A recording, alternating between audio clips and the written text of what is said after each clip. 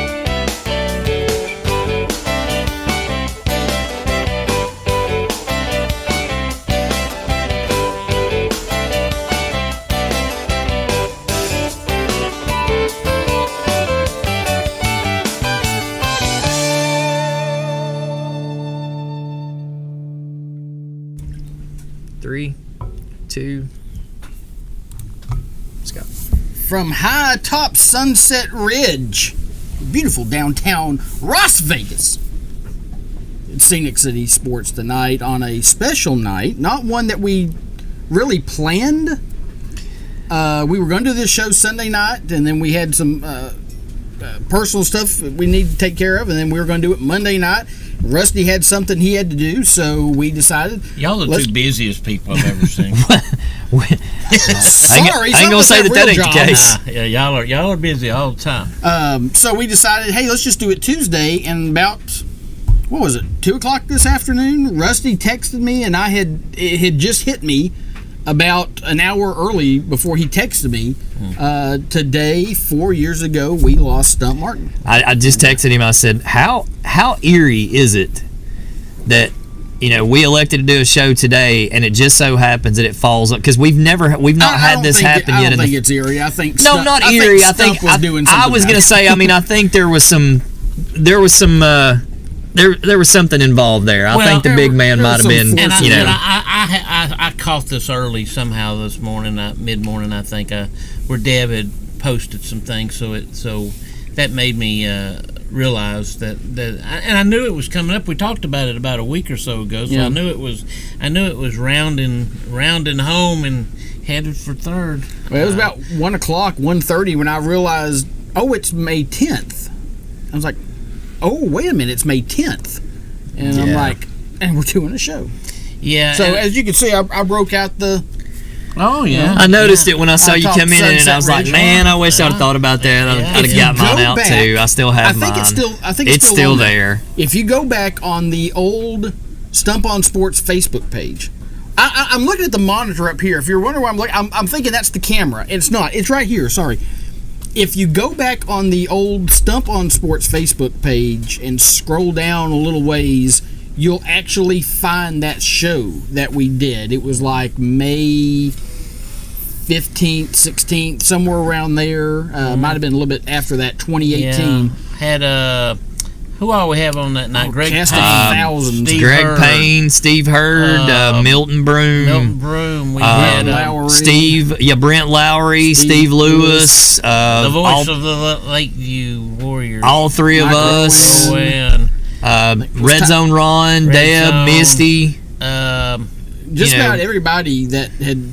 Rocky was there that night. Yep. Football Foley came back that night. Ryan was there that night. Yeah, I mean, it was I don't want to say a who's who because that would be insinuating that we are who's, but there was a lot of us. There was a who's that. There were a lot of us, and we had a lot of fun that night, just telling stories, and so Scott and I.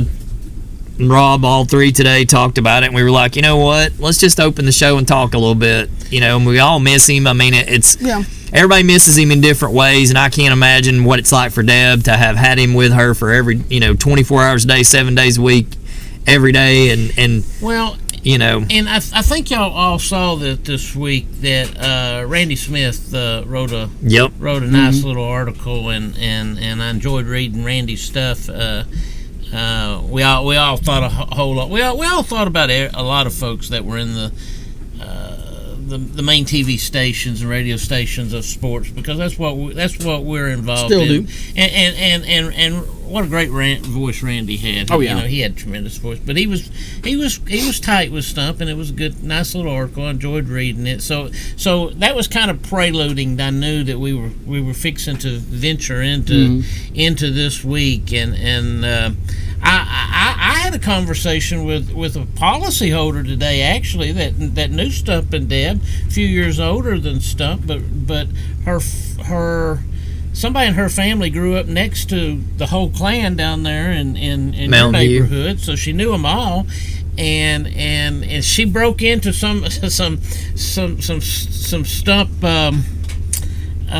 normal conversations about the heyday of Rossville. I said, time out. Let me stop you there. Heard all these before. I heard those before. You do not have to tell me about the Rebel. I understand what it Rebel meant. Drive-In. Or the Blue Blazers or the Greyhound bus. I understand the whole bit. Trust me. But there again, as much as that as I sat back and tried to endure through the years, I would love to have one more of those conversations in reference to the heyday of Rossville in that respect. But we all miss Stump and not seeing Deb as often as we used to see, and the whole crew. But when we put this together and we said, we want to continue, we don't want to stop.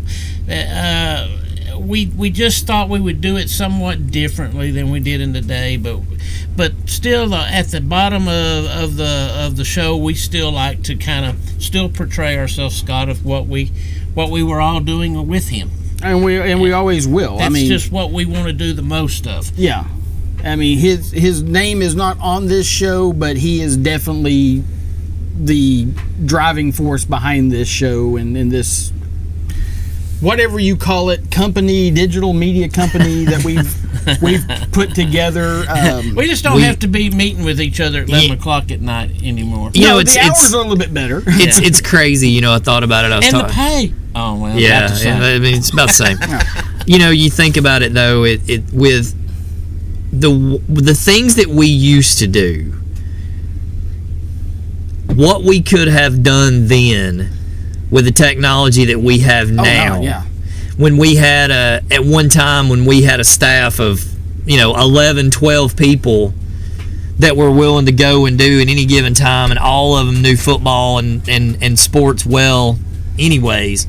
But what we would have been able to do then with today's, I mean, we can load up, we could call a timeout right now, take about 15-20 minutes to load a few things up, and we can pretty much go anywhere that we want to. Give me 15 to 20 minutes to set it right back up, and we can broadcast from anywhere. Yeah. All we got to have is Wi-Fi or a decent signal. That kind of stuff would have done things that, I mean, Stump would he knew, he and I had conversations that eventually, things were going to go this way or the other, but I don't think even he could have saw where it would go and what we could have done. You know what I think this is what I think we would have had to accomplish, and Rusty, you would have been a big part of this, and Nathan maybe more so than me and Scott. Somebody would have had to prove to Stump in a moment's way, look what we can do instantly. Yeah. And it didn't fail. Right. It didn't fail, Stump. It worked. Yeah. I think he was. I think many times he thought, well, okay, what we do works, so why gamble on the other? Why change it? Why mess with it? Why change it? But I just think that one time moving forward. Now we're talking about 4 years later. I think that all it would have took was somebody to say, let me show you what we're talking about, and then it said, that's it. That's fine. Yeah. But I think about car cam. Me and Rusty were the originators of that, coming back from a Boyd Buchanan. But what if you could have done it live? And then we did. Yeah, that's. I mean, but I'm saying though you did it. That was 2003 or something like that, and it was something. Me and Rusty, I'll tell the story. We're coming back from a Boyd Buchanan playoff game, and Brent Lowry's in the back seat with the video camera. I think it was Super VHS back then. Mm-hmm. He had a mini Sony cam at that time. Oh, did he? Yeah. Okay. A little bitty one. We're just talking about the game. Rusty's driving. I'm sitting in the passenger seat. We're just talking about the game, driving down. We're having our typical conversation that we've had a million times driving down the road covering something. Yeah, we're Brent talking like we to film y'all. Brent all of a sudden goes, "Wait a minute, wait. Let me film this." Yeah, this is great. And I'm like, "What's great?" He goes, "What you guys are doing?" I said, "We're just talking." He goes, "No, that's perfect." He said, "We'll film it. It'll be like a post-game show in the car." He had the mind, y'all didn't have it. And I'm like, okay, why not? So he turns on the camera. We start rehashing everything we just talked about. So we had a dry run, so we knew what we were going to talk about. So it went smoothly. I'll never forget, you hit the music, and it was Don Williams. We played Tulsa Time, and he filmed it out the front of the window. And we got it back, and we told Stump, said, hey, if we got time at the end of the show, put this in. Yeah, check this out. You'll dig it. And so he's like, so we had a few extra minutes, and he said, go ahead and play that, what you're going to play. And we put it in, and he loved it. He loved it. And when was it? 3 years ago? 4 years ago? It was pre-COVID. It was pre-COVID. It was 2019. 2019. Scott and I went to a playoff game up in Walker Valley. Well, the Walker Valley was the one I was thinking of when we went up there and went out at halftime and sat in the car and turned everything on and read scores and defrosted. I forgot about the Greenback game though. I mean, we did. I forgot about the Walker Valley. Yeah, we did do that because it was raining. Yeah. And we were just trying to have a place, dry place, and we were like, well, let's just turn on the camera now that we can go live on Facebook. But come back from Greenback, we pulled over and after we had eaten and said, hey, let's just let's do it for real this time. Now we can actually do it live. And I mean, he would have come around. I think even in these last 4 years, one of us would have done something to show him that this really does work the way we talked about, and he wouldn't have beat his head against the wall. No. He said that's a good thing. Marv was never scared of technology. He said that's fine. I mean, that's the one thing about it is he was never scared of technology. He wasn't happy with it a whole lot. He wasn't always happy. I think the one thing that would have, I think the only thing that he would have, like it when it doesn't work. No, that's true. Trust me. There's a many a night that I've cursed every piece of equipment that we own. But there was the one thing that I think he would have not liked was he never liked the idea of the smaller cameras. Because he always, if you'll remember, he always said, well, them other stations, they got those big cameras, got those labels on the side of them and stuff. He just never liked... You can edit them right there. Yeah, he just never liked that idea of the smaller equipment, but... Like, hey, now we got a phone that can... Exactly. Being able to show him that we could have done it right there at a moment's notice, exactly what they were doing with a camera 3 times that size, he'd have been all about it. Well, those little wireless microphone units and stuff, he would have thought that was the coolest thing since sliced bread. Well, I think we all agree, and I love to come across whatever I can come across from time to time of somebody making a comment or somebody making a statement. You see this on Facebook. Sometimes you see it on our sites, where somebody's echoing something about how Stump did things for kids, and guys, that was no myth. That was the mission statement. Oh yeah, that was the mission statement. And that was it before, went on all the time. That was before he became Stump. Yeah, it went on all That's the when time. he was coaching over at Walt Lauder Field with Walt Lauder himself over there at the Rossville Rec, and guys, coaching basketball before he went off to Carson Newman. And these. The three of us sitting here, if anybody else was sitting here, they'd say the same.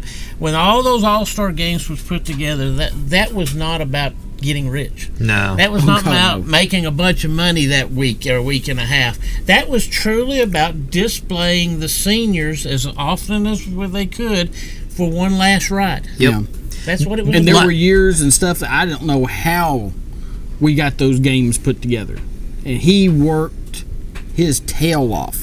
Oh, when you guys did those, stuff. all those years that you guys did those football magazines, it would seem like you guys were all the way up until literally just minutes before your deadline, and y'all would still be writing one last blurb, one last phone call. Scott got paid, but he got paid below minimum. Oh, he's making like 10 cents an hour by the time it was over with. Putting into it. I'll tell this story because it's funny now looking back at it, but at the time it was like, oh my Lord. We had this was Von Bell's going into his junior year. You've told this one. Yeah, and he played at Chattanooga Central before he transferred over to Original. And so we had sent out questionnaires to every coach in the state because we had broken the state down by regions. There was like a Knoxville, Tri-Cities, Chattanooga, 2 different Nashvilles, a Jackson, and a Memphis, something like that. And we had an all-state or an all-area team for every single area that we had profiled in the magazine. Probably half a dozen. Yeah, and there was like 350 Tennessee high school teams at the time. Plus, we did every single college team and every pro team and everything else. So we are 3 days from sending it off, the final draft. This is what the magazine is going to look like. Well, we had gotten the questionnaires back from all the coaches, and we're like, okay, name who's one of the top kids in the region other than your kids. Who you're going to have to defend this year? Who you're looking for? And everybody kept saying Von Bell, Von Bell, Von Bell, Von Bell. And we're like, who is Von Bell? We had never really heard of this kid before. And at the time, he was about 5'10", about $145, playing defensive back, some receiver. And we're like, okay, this kid must be pretty good. Let's put him on the all-area team because every coach in the Chattanooga area is saying, watch this kid, watch this kid. So we did. And so literally it's like 3 days before we send it off, and I'm walking into the old Kmart in Fort Oglethorpe, and Stump calls. He goes, guess who's at Ridgeland? I said, who? He goes, Von Bell. The kid y'all don't know. I said, really? But you gave him a lot of accolades. Yeah, well, of course, Von's mom taught up at Ridgeland.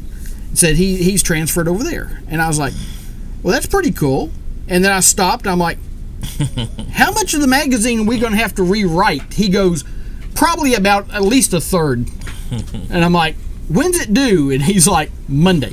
This was Friday. And I'm like, I'll be over in a few minutes. And so I called my wife, and I'm like, we're going to have to rewrite probably half the magazine. Because one kid moved. Because one kid moved. You had him in so many of the articles of the Tennessee side of it. So now we got to find other kids to put in there, and now we got to take all of it out and rewrite everything and reconfigure everything. And then what I remember about that, and of course, I stayed over at his house for the entire weekend. Me and Rusty wasn't writing in it, but I do remember the time that had to be put into that by all of y'all to do that. It's and the times you would think you were getting close, and then you would wake up the next morning and say, well, we're really not as close as we thought, and here we go again. Because it was a ton of gathering of information and stats from folks that you really didn't even hardly know who they were, so you had to entrust that they were being honest with you. Plus, about that. They made it clear we have to have at least, a preview that long, tiny little words, tiny little letters, font. Every team in the state's got to have a preview. Well, I'm searching everything I possibly can on the internet. And I've told this story. I was trying to find something on Sequoia and Tellico Plains. And I had looked everywhere, all over the internet, couldn't find it. You need to look in Field and Stream. One night, Field and Stream. one night, on the old website broadcast.com, they would upload clips of games. This was way 15, 16 years ago, the earlier kind of days of the internet. And I found, honest to goodness, a recording of the Sequoia Tellico Plains football game from the year before. Held on the banks of some. There was an hour pregame show, there was a game, and there was a 30-minute postgame show. I don't remember what radio station it is, and I set all night. So your whole article came from that. I listened, yes. Came from whether they knew what they was talking about or not. I had to listen to the entire broadcast, and every time they said a kid's name, I wrote it down. And I'm like, please say if he's a junior or a senior. And then they say, well, he's a senior. Crap, I can't put him in there. I'm like, or I can say they're losing that kid. So I went through, and I finally got about maybe 6 names, and I said, here's who they played last year. Here's how many points they averaged. They need to tighten up their defense because they averaged, they gave up 35 a game or whatever. Typed it all up, sent it off. That's it. But man, that was and we all have thousands and thousands of stump stories to tell. The biggest one that we share in common right now is we miss you. Yeah, that's it. Yeah, I remember the last conversation I had with them. I was over at their house. I'd brought them dinner, and he didn't look great, but he had just got out of the hospital, and he wasn't laid up in the hospital bed. And I was gonna talk to him about how are you feeling, blah blah blah blah blah, and started in on that. And he's like, I don't want to talk about that. He said, how are my kids doing? He was talking about his baseball players on his team that he had coached, and now they're off in high school and playing everything else, and some were still in middle school, and he wanted to know about this kid and that kid and this kid, and we talked for an hour and a half about baseball, and that was it. And then I left, and that was the last time I talked to him. That was probably about a month before he died, and I kind of felt bad after he passed away that I didn't sit down and have another conversation with him. But I'm like, after I thought about it, I'm like, no. I talked to that man on his terms about what he wanted to talk about. Yeah. And that's the way I want to remember. And I did see him about 5 o'clock on a Tuesday afternoon before the Thursday morning that he passed. And actually, Rusty was the first person to reach out to me and share that news with me. And I will say this: the night I left him at 5 o'clock, I would just not have thought that short a time he was going to leave us, because he was in pretty good he was in pretty good spirits. He didn't seem to be in any pain. We talked about some of the similar stuff that we always talked about. I think we were talking about. Well, you know what was on his plate right prior to was him getting ready for that baseball season upcoming. Well, but he was also working with Todd on the on the jamboree. And that was out a ways. Yeah. But it was still it was already fresh in his mind and a long ways out. So he was talking about all that as well, and so I did not expect that to take place that short a period of time. I'll say that, and I'm really happy with the last. I got to go see him. Greg Payne and I went and saw him together one afternoon. I want to say it was maybe a Monday, or it might have been the previous Friday of that week before that weekend. Greg and I went and saw him. Got to sit with him for a while and really, like Scott said, I mean, he just wanted the BS. He just wanted to laugh and talk, and we cut up and we told jokes and all that. And you know, I got to hug him before I left. I told him I loved him. He told me he loved me, and I couldn't have left that any better. I was the last of all of us, besides Deb and Misty. I was the last of all of us to talk to him on the phone, because they were talking to him about some treatment, and it was something that he knew I would be well versed in, because they had talked about some kidney stuff, and he called and talked to me. Matter of fact, I think it was the day before he passed. I think we talked for about 45 minutes, and he asked questions about. Because you called me right after that. Yeah, because he asked questions about this, that, and the other. You know, how's this work? What'd you do? Because you know I was still, 4 years ago, I was just shy of about a year and a half out of transplant myself. Hadn't gone back to work yet. Still was home all the time. And got to talk to him for a little while, and then when I hung up, I wasn't sure, what direction he would go. And then, I think we've all talked about it. I think I think to say that he lived for the family and for the kids is an understatement. And I think that when, the doctors told him that he wasn't coaching that summer, that was one of those last things that it just took the wind out of his sails, because that was, in a lot of ways, that was one of the driving factors that was driving him to try to get better, was that he couldn't wait to get back out there on the, because I remember him. I mean, how many times did you hear him say funny? I'll never forget. He's talking about they were going to a tournament or something, and he goes, "Damn it, they're going to make us wear baseball uniforms." He goes, "You ain't ever seen my fat ass in a baseball uniform?" He said, "I look like the Michelin tire man." And I fell out in the floor laughing, because that's just the kind of stuff, Stump was funny anyways, but just every now and then he'd throw a jewel like that at you, and it would just be even that much better. And it just... That must have been one of them Dizzy Dean tournaments. I think it was, actually. All those, I was telling somebody about him the other day, because I work with a lot of people that knew Stump, Bo and Charlie and Nick and Matt and all the guys at LFO. There's so many of us over there that were around him regularly. I mean, a lot of our younger coaches now were on the show back in the day when they were athletes and things like that. And a lot of our coaches were coaches. We've been with Charlie since he first came to Chattanooga, so it is Stump's name gets brought up a lot. Telling jokes and laughing about. Still Sir Charles to me. Yeah, I mean, but we talk about stuff all the time. And the other day we got to talking about church league softball. And I got to tell my favorite Stump story of all time, and that was when, I guess, I don't remember all the details, but basically someone had called him and his crew to come play in a church softball tournament because they needed teams. I know where you're going. And he said, "Well, we're not a church team." And they said, "We don't care, just make up a name." And he said, "All right." And they played the weekend as the Holy Mackerel Tabernacle, and I think they won the tournament. But it's just stuff like that. Those are the things that I remember, and always will. We all know this, and we still have our feelers out there, and we learn stuff that we can't say before it really hits the hot wires and press.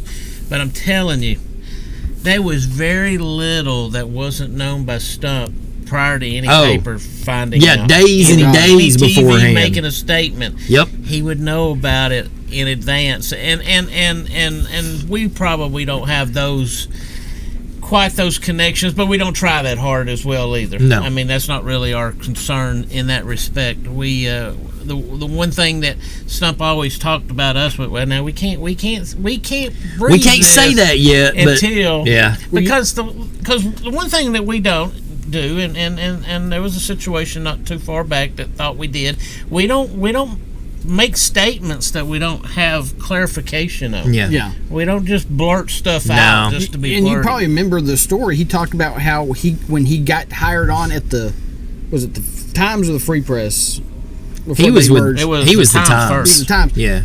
The reason he got on staff with them, because he left the Catoosa County News, is I think it was Roy Exum. Ridgeland had just opened. And they're like, we don't know who the head coach is going to be. Who's going to be the head coach or whatever. And nobody could tell who the head coach was going to be. And I think Roy Exum finally called Stump and said, "Have you heard anything about who the head football coach at Richland's going to be?" And he goes, I got the entire staff. He says it's going to be blah, blah, blah, blah, blah, blah, blah, blah. And he tell them all down. That's exactly who it was. Of course, I won't say who his connection was, but he knew somebody up at Ridgeland. And he said, yeah. And so next thing you know, he got a job with the Times. Yep. And because he was the insider. Yeah. Well, you know what he was. I'll tell you another. It's this funny now that we're talking about him. It's making me remember all this. About a month ago, I was in one of my classes and we were talking about watershed events.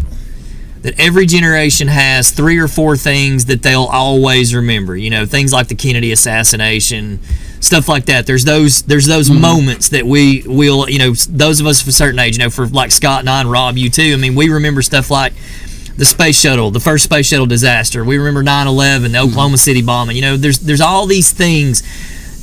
USA beating Russia, in hockey. I mean, there's those things that you're always going to remember. And I brought up the Tri-State Crematory. And of course, the kids in my class were like, "What?" And I brought it up, and then I had a couple of other teachers were in my room at the time, and we all got to just kind of talking. And I said, I wasn't even a part of the show yet. I didn't know. I mean, other than just in passing, because even if he knew you or not, and you said hello, Stump was gonna go, "Hey, buddy, how you doing?" Come over, shake your hand, everything, like he'd known you forever. But I will never forget, they were on old FOTV 42 back in those days. And Stump would come on every night on Keith and Gala's show that they had back then.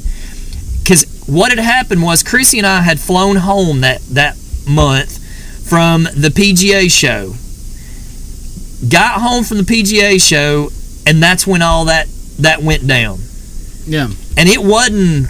I think it wasn't 2 months later when you called me on a Friday night. "Hey, man, you'll come do Final Score with me?" "Sure," and I never left. Yeah. But I remember him telling those stories about going now, and then the stuff he told us later. Yeah, and he wasn't too far removed from the sporting department. No, he was when he got into that and got. And he pretty much got that. I don't know if I don't know if he necessarily broke that crematory thing, but he had talked to the guy that was the catalyst for getting that thing going. I remember I was at the He walked in with them. He walked in with the GBI when they walked in, and them in the State Patrol. He walked in behind them. I had known him for a little while. I'd been doing the show just a couple of months, but I had known him from the Rossville City Council meeting, so I had to cover him. And he showed up at the Walker County Messenger one day in that old green, was it Corvette? The Vet, yeah. He shows up at my office one day. I'm like, "What are you doing here?" He said, "Have you got a few minutes?" And I'm like, "Yeah, sure. Why?" He said, "Get in the car." He said, "I'll tell you on the way." I said, "Where are we going?" He said, "You'll see." And I'd come into work that morning and nothing had gone on yet. And then we get back out of Lafayette and go up a few miles, and all of a sudden there is news crews and police and everything here. I'm like, "What in the world is going on here?" That was the crematory? Yeah. You've never told me this story. Yeah. Oh, wow. He's like, a mile by mile up there. Yeah, it's not too far at all. Maybe about 5 miles outside of the downtown part of Lafayette. And he's like, "Okay, you can't say anything about this yet." I'm like, "Say anything about what?" And he's like, "They found, and I'm like, "Do what?" Yeah, you want to come again on that? And I'm like, why are you telling me this? He's like, yeah. Well, I'm trying to tell somebody. They were using our office. I remember CNN was using it as a hub, and everybody. We were getting emails from people in Australia wanting to talk to our editors and stuff like that. And we're like, look, and I remember the guy from Australia was like, look, this is your 15 minutes of fame. well, since it's safe now, and I can openly admit this without getting anyone in trouble, I would like to come out and publicly admit that I am Fort Oglethorpe resident in many, many, many Stump Martin stories over the years. You're the Fort Oglethorpe resident that said. A Fort Oglethorpe resident said, or local father says. I can't count how many times they used to laugh when I worked at Sports Spectrum back in the day with Brent and Jordan. They would die laughing because that's when we had those old. We all had those Nextel phones that Stump and Deb paid for. And I'd be sitting there, and you'd hear my phone go, burp, burp, and I'd answer, hey, let me ask you a question. And it would just be the most random, what do you think about the sewer situation down there in Catoosa County? And I'd be like, and sometimes he would name me, but other times it was, local man says, or whatever. But many times, a quote from Man on the Street. Yeah, Man on the Street says, and I was Man on the Street or resident or so many times, and it didn't. I loved it. And it was so funny because Danny Russell's dad, Dick, he read the paper every day, cover to cover. And if he ever saw my name, wait, he talked about you today. And I was like, yeah, he did. And by the way, for those of you who still never figured it out, he was Catoosa Carl. Yes. One of the greatest held secrets ever, Stump Martin was Catoosa Carl back in the day. When he wrote the columns there for the Catoosa County. And I'll let one more out now while we're just having some fun with it. On the old Stump on Sports message board back in the day, we all had alter egos that we will not repeat some of the names, but we used to wreak havoc on the people on that message board because they thought they were on there and being funny. I'm like, nope, you're not going to be funnier than we are. I was Turd Ferguson. Yeah, mine was D's Nuts was one of mine. Yeah. And then Foley, we won't repeat what Foley's name was, but let's just say that it was a satchel that you might carry sporting equipment in. So, Well, and good times had by all. Good times had by all. Hey, before we go, obviously we could sit and tell Stump stories all night long, but with just a few minutes left on the show here, because Lord, we've gone dang near 45 minutes already. 80-1. 80-1. Did you see it when it happened? I did. I didn't see it live. I watched the replay, but we were at Dave and Buster's, and I had an 11-year-old with us, so I was not allowed to sit there for 2.5 minutes. And I saw it live because I always try to see that event live. Back to back months here. In our top 10 most iconic sports venues. I mean, we've had Augusta International, and then we come back with Churchill Downs. So awesome place. If you've ever been. Two of our 10 were in that. We're in that. I think Augusta was 1. Churchill was right 7. It was 8. Somewhere in that right. And I mean, we'll be back with another one this coming month because the British Open's in St. Andrews this year. So that was another one on our list. We got another one. But if you watch that thing, and I've seen it a couple of times as it's played back. What a horse that was that day. Yeah. What a horse that was that day. And I told Rusty before you got here, Scott. I said the horse hadn't been winning. It managed to get into the race by somebody bailing out, so it was 81 because it had no numbers about it. But then I said to Rusty, what do you think that jockey might have meant to that horse? The owner, I heard him being interviewed and said, like, when did you know you were going to be in the race? He's like, literally 30 minutes for the deadline to enter. Yeah. He said, because Bob Baffert apparently they had to pull a horse, and we got the next spot. He said that was like on Friday. The horse was like 0 for 5 over its last. It hadn't been winning, but I did hear the owner say that every time it ran that course, it performed well. But to watch that. If you haven't seen it, go back and watch where the horse was at versus all the things it had to do It ran the pack down. They never mentioned his name until about the last few hundred feet, and all of a sudden, but it's interesting. There's Rich Strike, and he just.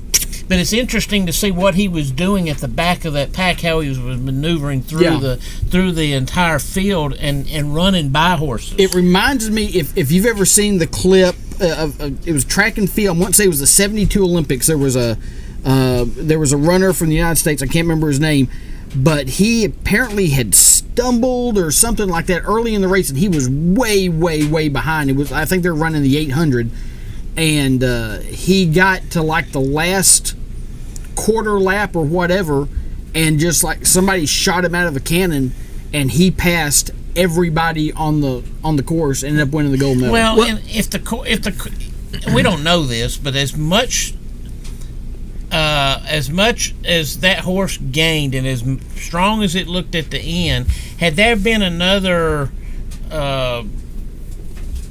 couple hundred yards to go in that race, where would that horse been from the rest of the pack? Because it really looked like it was just. Yeah. Well, it makes you wonder if that jockey was that horse's regular jockey and just knew what that horse was capable of. He knew he could float as long as possible and then break at the end. And maybe that horse was just a phenomenal. I mean, obviously that horse showed us that he was a phenomenal sprinter anyways. Yeah. And maybe he knew that horse, that. And I asked this to Rusty. Yeah. And we don't know this. We think of some of the great horses that's ever been the secretariats of the world, but what does a good jockey mean to a pretty solid horse, Scott?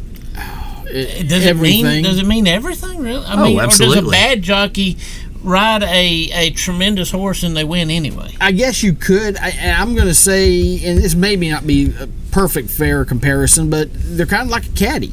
We just said that same thing, bud. Off camera. Would you not say maybe both of those sports professions are potentially some of the most unappreciative? Oh, yeah. Unrated, so to speak? Yeah.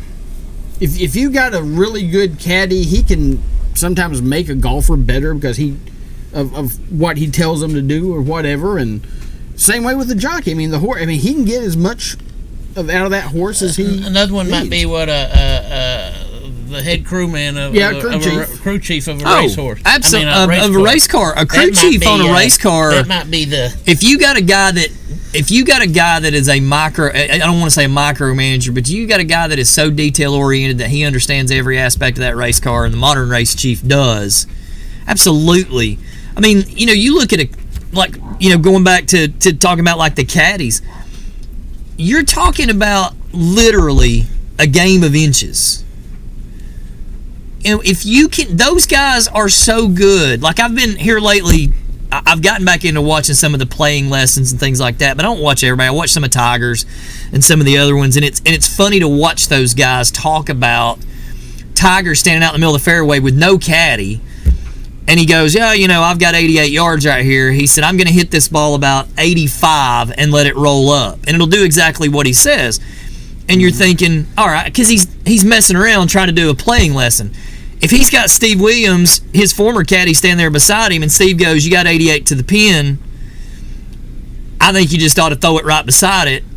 Well, then he's going to hit a higher shot with no spin that's just going to stick when it lands. They know, you don't realize it. Those caddies carry around those books at every golf course, and they have a library of them. And they've written down every practice round they've played that week. They've written down where they were, what they hit, what the wind was doing, what the ball did. They've written every characteristic down on every one of those holes. That's why you see them on one hole, flip that book back and turn 3 or 4 pages, because one of them will go, hey, remember second round such and such. Oh, yeah, that's right. Go back to the second round. Okay, pin was 17 steps off the front left, blah, blah, blah.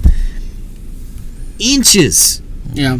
Inches. We heard him at the Tour Championship talking about, just being precise, and it may be, 190 yards or whatever. And because a lot of the golfers that are out there on 183 the pro scene, to carry the pin. They all have the ability to hit a certain club a certain length. They know that. Yeah. and so it's just a matter of that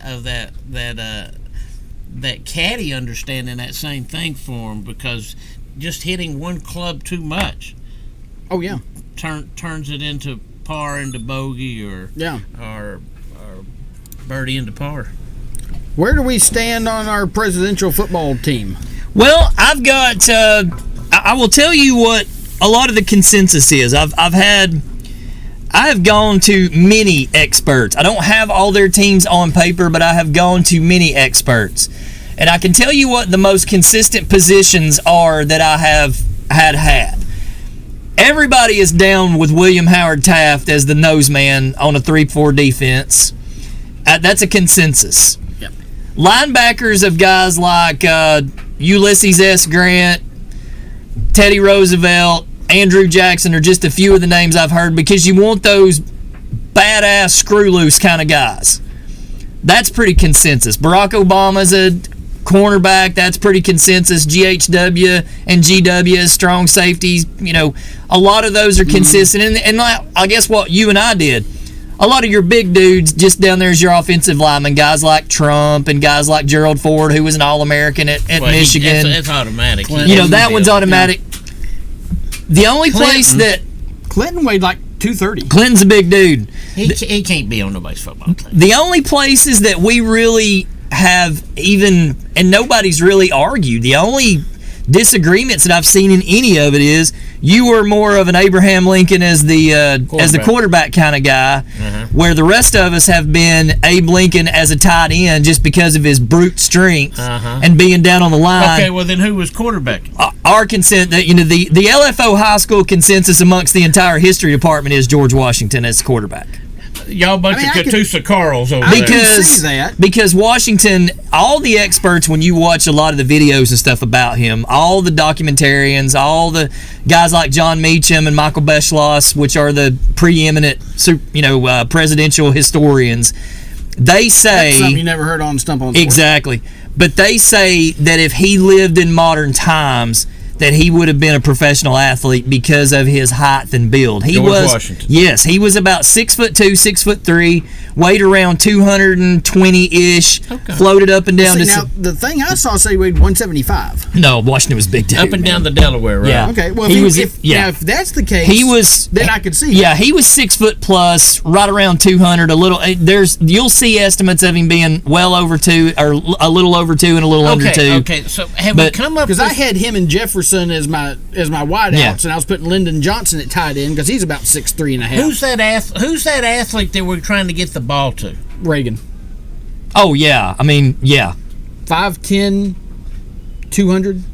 And he played some college. He played some college ball. So we're trying to feed Reagan the ball. I had Reagan as my tailback and Teddy Roosevelt as my Mike Allstott fullback. Yeah. 5'10", 220, and just pack a punch. And see, then this big conversation, carry a big stick. And do we have that one and two receiver? I had Jefferson and Washington. Let me tell you, let's see. 6'2", 6'3". I do have about 180, but if you're saying that Washington was 225, that changes things. Right. I wouldn't mind sticking Lincoln out there in the corner with those big hands. I do have my man Matt Scantlin. I do have his. He called them Scantlin's All-Americans was his presidential team. I do have his right here. I just realized that I've got his. Federalists. He had Johnson and Jefferson as his wide receivers. I guess with Johnson, he wanted the bigger Lyndon. Yeah, he wanted the bigger, thicker guy. But he had James Madison as a slot receiver. All 5'4", a little over 100 pounds of him. He called him the slot demon. He said, "That's your Wes Welker type. You hide him behind the big guys, and you run him out through there." Which he gets about 12 concussions. Yeah, he had a lot of the same offense. He had, of course, Lincoln as tight end. A lot of the same offensive linemen that we had: Buchanan, Trump, Chester Arthur, Bill Clinton, William McKinley. Yeah, Chester Arthur, 250. He had Teddy Roosevelt as a stand-up defensive end in 3-4, basically. So might as well say linebacker. He also had Herbert. See that. He had Herbert Hoover as well, and then he had George W. Bush. Hoover's in there just to clean up the messes. Yeah, his corners were Andrew Jackson and Obama, and his safeties were Kennedy and James Polk, because James Polk was a pretty good sized guy. Was he? Now he had FDR pre-polio on the team as an athlete, The rest of us, when we talked about it, a lot of us had FDR post-polio in the wheelchair as our head coach because, number one, he was a brilliant tactician because he was a Navy man. So he knew his battle technician, technicalities and everything. In World War II. But he would have been so inspirational out there, especially you get him to give that speech where he locks them braces in place and stands up out of that wheelchair and slams that fist down on the table. That's inspiration right there. That's a moviegoer for you. Or you could have Eisenhower as a player coach. Well, he was a general. And we are consensus that Richard Nixon is your communications director. He's head of scouting. Yes, yeah, absolutely. He set up all the phone lines and everything. No matter how you got to get it from the other team, it's okay. You get Just get it. Your president is not a crook. Just get it. And I think we're consensus that William Henry Harrison's not going to be anywhere on this list. No, he is not. I was trying to find some place for Martin Van Buren, but I don't. These two are presidents too. I will tell you that this spurred into. What bill are they on? This spurred into. All right, if that's your football team, who's your top five? Who's your starting five on the basketball team? Oh, which then spurred into. Actually, the best argument that we got into was MMA fight. Teddy Roosevelt, Abe Lincoln. Who you got? Both in their prime. Who do you got? Because we know that Teddy Roosevelt had bare knuckle boxing matches in the White House, but you got to remember, Abraham Lincoln was raised in the backwoods of Illinois. Splitting firewood. I've seen enough tall wrestlers to know that if they get you on the ground with the long reach and stuff, it's hard to get out of it. I would take Abraham Lincoln by submission. My thoughts exactly. He's just good old fashioned what I call submission country or points. No, I think he gets Teddy on his back. Oh no, and he'd get you. He'd get him to submit. I think Lincoln would have just been good old fashioned country mean. I mean, the dude was raised out in the middle of nowhere with no running water, nothing. Roosevelt was raised in a softer generation. Plus, he was raised in upstate New York. Clothes bought at Tiffany and all that. Lincoln was raised out in the middle of nowhere where you had to put your own clothes together. You crapped in a barrel out behind the house. I mean, he just was a bad man. That's the dude I don't want. And big old giant paws. And the thing about Clinton, the thing about Lincoln was his Sunday go to meeting suit was the same as his Wednesday afternoon splitting firewood suit. It was all the same. They had very little addendum money in the White House back in that day. Not much of the per diem. Hey, his wife, Martha Todd Lincoln, or not Martha, Mary Todd Lincoln, sorry. She left the White House in over $270,000 in debt to clothing manufacturers and stuff, where she charged stuff while in the office, because in those days there was no such thing as endorsements and stuff like that. Not to mention that most presidents back then left office and went and got a job somewhere because there wasn't got him a big and tall endorsement. So there wasn't a retirement. There was not a retirement. There was not a pension. There was none of that stuff. You're telling me on day one credit, she picks up the telegraph and sends a message saying, I need a new dress. They send it to the White House, but then they have the with a bill, the audacity to charge them. Yeah, with a bill. With the bill. Yeah, I don't care what that address is. Yeah, she was. She left in. She owed a lot of money when they left. Over $200,000. Yeah, in that time's money. In modern money, you're talking close to $500,000 probably, give or take. Probably but more than that. Yeah. Well, they didn't even. Obviously, to his detriment. They didn't even have a. There wasn't a Secret Service until McKinley.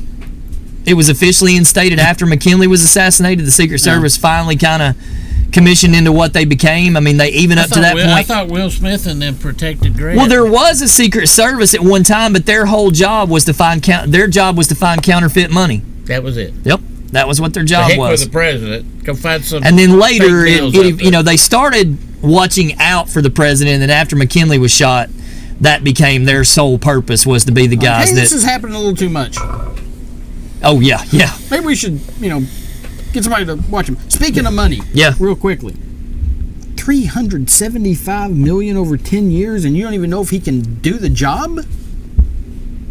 Tom Brady. Yeah. for Fox. Yeah. I did hear he was going to Fox. I didn't hear the numbers. Yeah. And what makes you? Now that's been reported by the New York Post. Fox hasn't released details of the contract, but the Post is reporting that it's a 10-year, $375 Well, you're hoping million to. What you're doing right there is you're hoping to strike which gold. is 42 more than he got. From You're You're hoping to strike gold a second time because Right. Troy Aikman, when they hired Troy Aikman, I guarantee you everybody sat back and said, "What? That guy's not even interesting in interviews." Yeah. And then he turns out to be one of, if not the best color man in pro football. And then, of course, then another Cowboys quarterback, Tony Romo, winds up being just I'm not saying incredible. he can't do but the job, but I'm like, that's a lot not knowing. It's a gamble, but and it's guaranteed money too, probably. You know what you're hoping for there in the respect he knows the game. You're just hoping somebody can guide him along to just tell everybody. but do you want a 78-year-old guy doing your broadcast? Because he's not going to wait and do it until he retires. I'm sure he can opt out, right?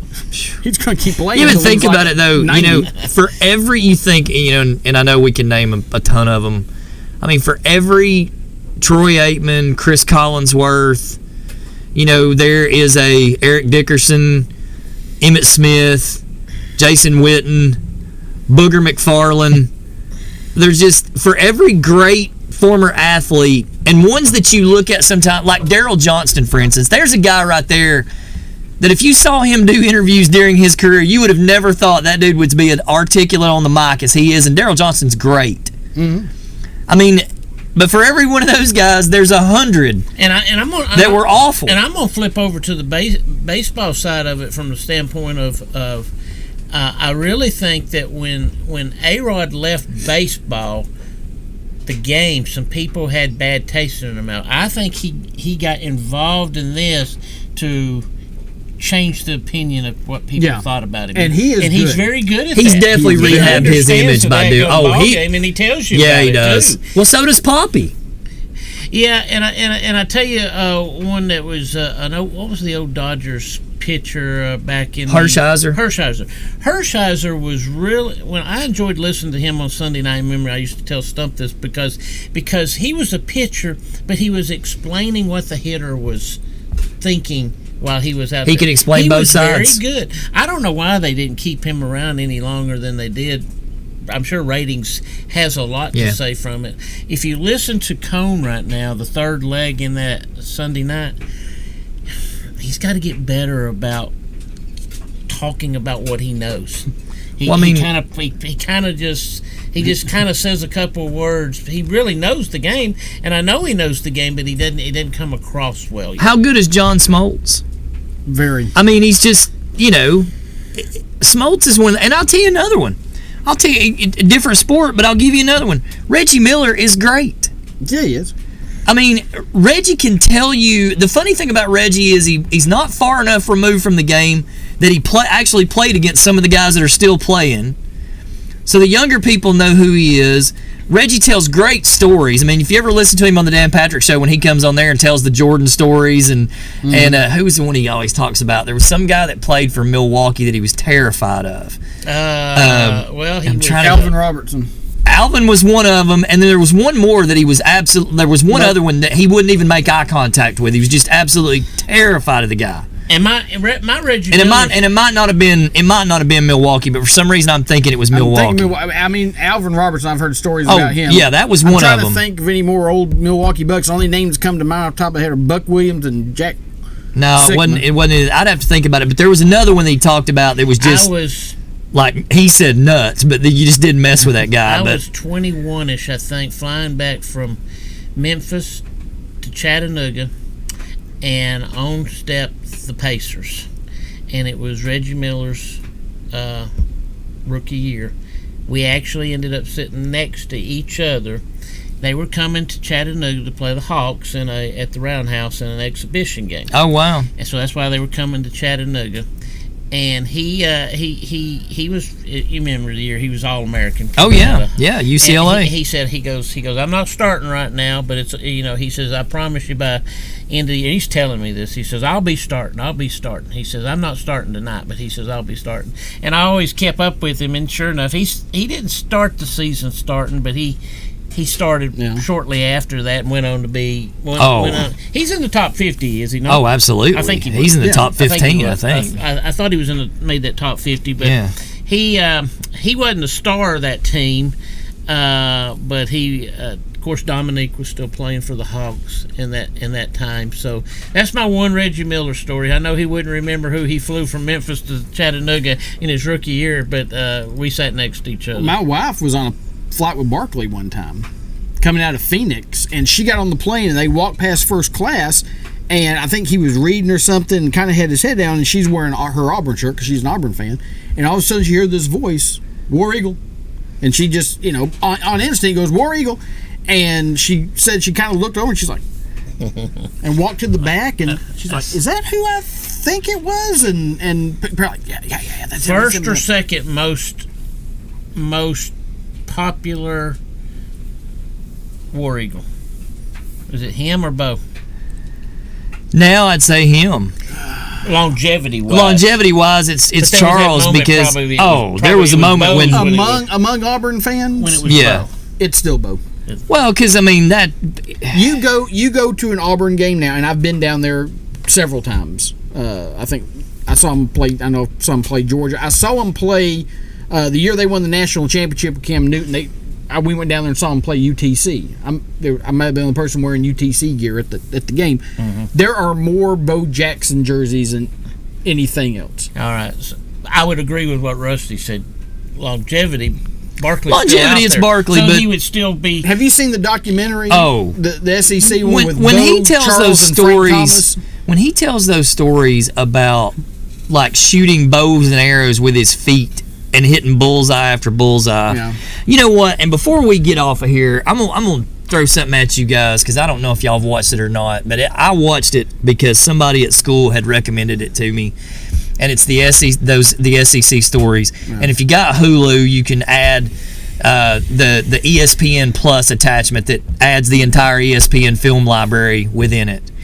The SEC story, speaking of Auburn, about Bobby Hoppe. If you've never seen that is absolutely incredible. I don't think Central High School Purple Pounder running back on the 1957 Auburn National Championship team, and it tells the story of basically his sister was dating this bootlegger. Yeah. And happened over in North Chattanooga. Yeah, some stuff happened.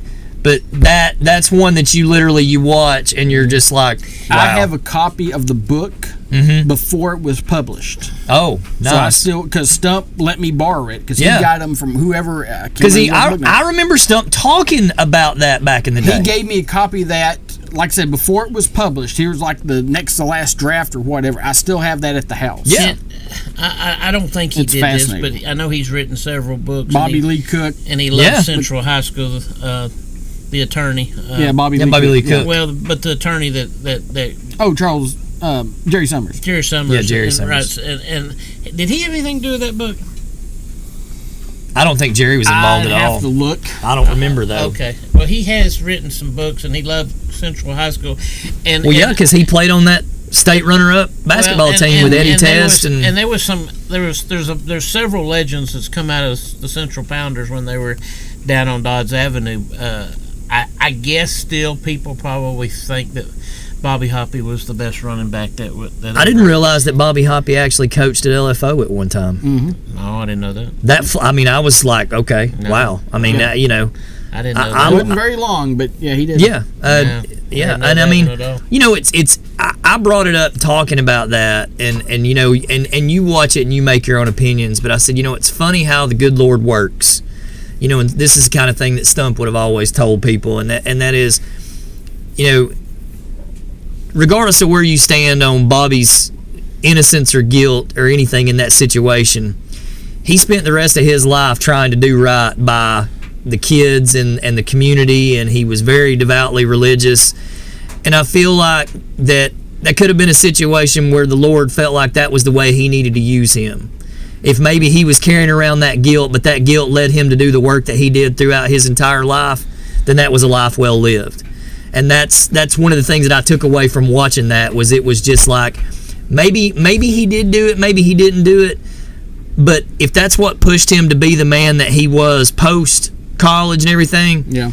Bobby Hoppe was an amazing human being. When you hear all stories and you hear people tell stories about him, and he was involved in those early chapters of the FCA in Chattanooga and stuff. He's legendary still in the hallways of Central High School, certainly. And I know you've been that, but if you've ever been up on 58 Highway in that school, they have a whole bunch of stuff from the old school that are still up there. Oh yeah.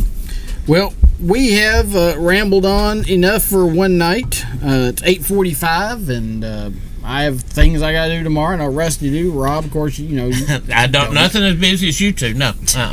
But you have been watching another episode of Scenic City Sports Tonight, and for all of us, and Stump, high five Chattanooga, high five Scenic City. That's for you, Stump. We love you. We miss you.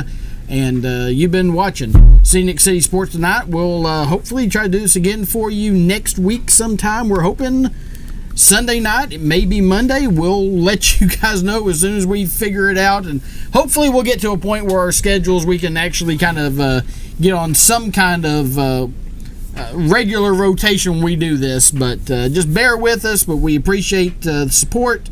And we'll see you guys next time. The views and opinions expressed on this show are those of its host and owners and in no way represent the views of the people, institutions, or organizations that Scenic City Sports is involved with in a professional or personal capacity. Thanks for watching and enjoy the show.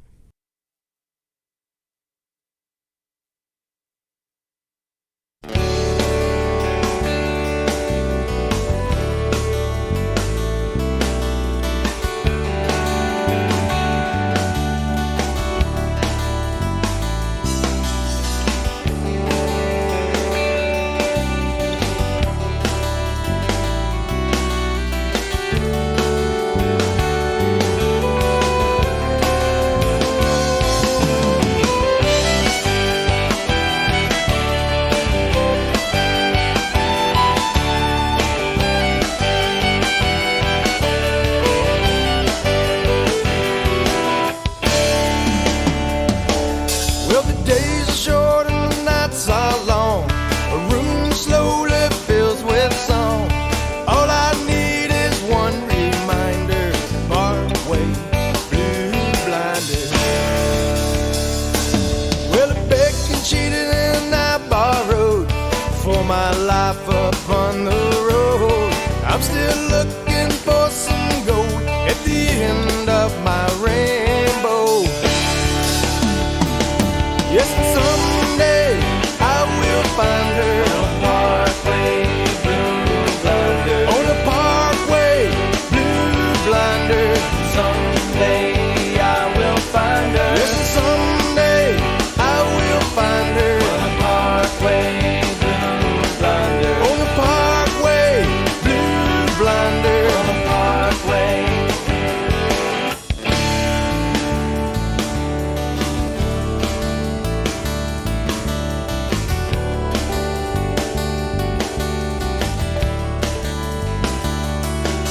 On the parkway, on an autumn day. Yes, and leaves fall like confetti in a New York parade.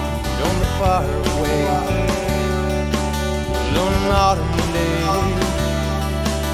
Yes, and leaves fall like confetti in a New York parade.